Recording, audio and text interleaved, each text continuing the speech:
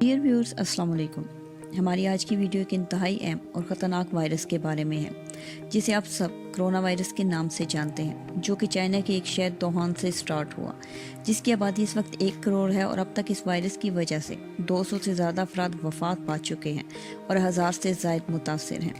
سب سے پہلے یہ جاننے کی کوشش کرتے ہیں کہ اس کو کرونا وائرس کیوں کہا جاتا ہے۔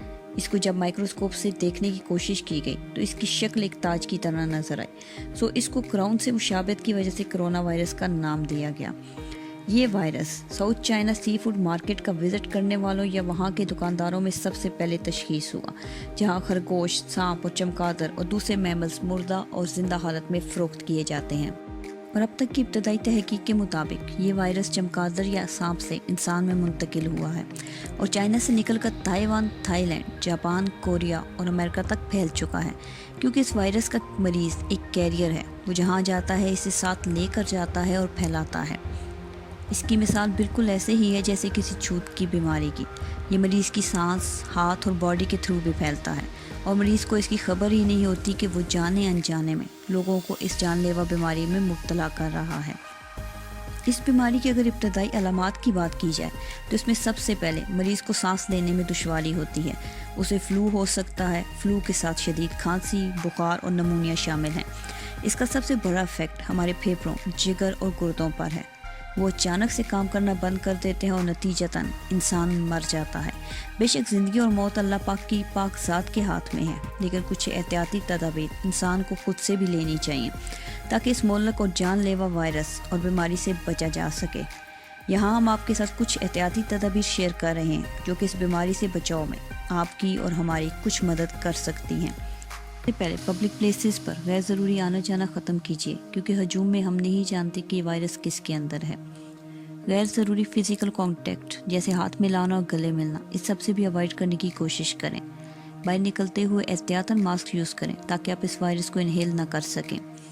اگر آپ کو فلو یا کھانسی ہے تو ماسک یوز کریں اور کھانستے ہوئے اپنے منہ کو ٹیشو پیپر سے کور کریں، اور پھر اس ٹیشو پیپر کو پراپر طریقے سے ڈسپوز آف کیجیے۔ اگر کسی اور کو فلو یا کھانسی ہے تو اس سے تھوڑا اوائڈ کریں اور اسے ڈاکٹر سے پراپر چیک اپ کروائیں۔ گوشت اور انڈوں کا استعمال کم سے کم کریں، اور اگر ہو سکے تو کچھ عرصے کے لیے گوشت کھانا ختم کر دیں۔ اگر کھانا ضروری ہی ہو تو اسے بازار سے لاتے اور پکاتے ہوئے صفائی کا خاص خیال رکھیں، اور اچھی طرح بھون کے سالن بنائیں، وہ ہاف کوکڈ نہیں ہونا چاہیے۔ کسی ایسی جگہ کا وزٹ کرتے ہوئے جہاں جانور وغیرہ موجود ہوں، خاص احتیاط کریں اور انہیں غیر ضروری ٹچ نہ کریں۔ اگر آپ کو محسوس ہو کہ آپ یا کسی اور میں اس وائرس کی علامات ہیں تو فوراً اپنے ڈاکٹر کو چیک اپ کروا کے مشورہ لے لیں۔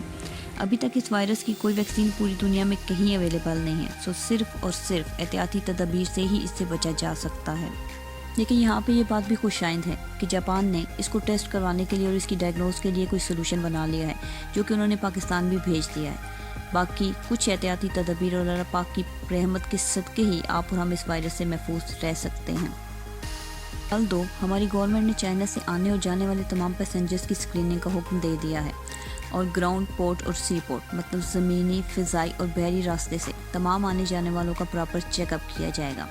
لیکن گورنمنٹ کے ساتھ ساتھ ہمیں خود بھی اپنا کردار ادا کرنا چاہیے، اور سب سے امپورٹنٹ یہ ہے کہ ہمیں اس سچویشن میں پینک نہیں ہونا۔ بیماری اللہ پاک کی طرف سے آتی ہے اور وہی شفا عطا کرنے والا ہے، بٹ ہم پینک ہو کر کچھ ایسی غلطیاں یا کوتاہیاں کر دیتے ہیں جس کا نتیجہ ہمارے حق میں اچھا نہیں نکلتا۔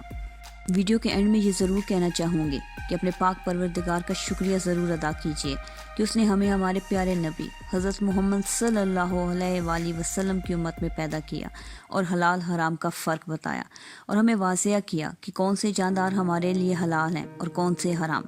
بے شک وہ حکمت والا ہے۔ اور اس کرونا وائرس کے بارے میں پڑھ کر کہ یہ چمگادڑ یا سانپ کے کھانے سے انسانوں میں ٹرانسفر ہوا ہے، اللہ پاک کی ذات اور اسلامی تعلیمات پر ہمارا ایمان مزید مضبوط ہو گیا ہے کہ دین اسلام ہی راہ نجات ہے۔ آپ کا، ہمارا اور سب بنی نوع انسان کا اللہ حامی و ناصر۔